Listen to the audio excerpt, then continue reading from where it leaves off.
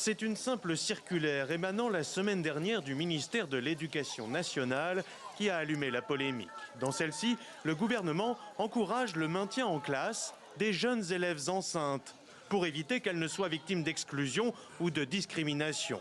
Une consigne qui a fait bondir l'Église catholique qui gère un tiers des écoles dans le pays. La conférence épiscopale nationale du Congo a annoncé qu'elle ne respecterait pas la circulaire et invite les établissements conventionnés catholiques à transférer tout cas de grossesse vers des écoles qui l'acceptent, une position soutenue par certains défenseurs des droits de l'enfant. Ce qui est important ici, c'est protéger les autres enfants pour qu'ils n'aient pas été contaminés, parce qu'il y a le feu d'entraînement.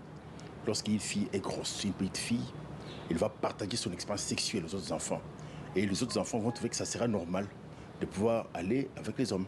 Et finalement, on va se retrouver avec beaucoup de filles enceintes à l'école et ça n'aura aucun sens.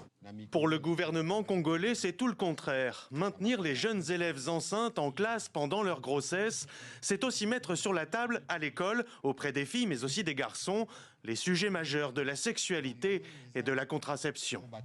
Il ne faut pas se tromper. L'Église, qui est notre partenaire dans la formation ou dans l'éducation, doit aussi, sur certains sujets, regarder comment évolue le temps. Non pas pour en faire l'apologie, mais pour être sûr que nous avons donné à nos enfants la possibilité de se prémunir ou de se protéger et d'éviter des cas justement où on a des filles grosses à l'école. Et parmi ces cas, certains sont ceux de ces jeunes filles victimes de violences sexuelles. Elles subissent bien souvent la double peine. Nous ne devons pas tuer l'avenir de ces filles-là parce que dans son parcours, une erreur s'est commise.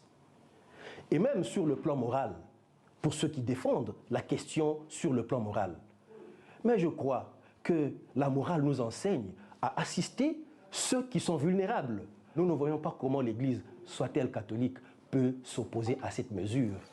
À ses détracteurs, le gouvernement rappelle ces enquêtes qui révèlent que le niveau d'instruction a un effet démontré sur le taux de fécondité et que la Constitution congolaise garantit un égal accès pour tous et toutes à l'éducation.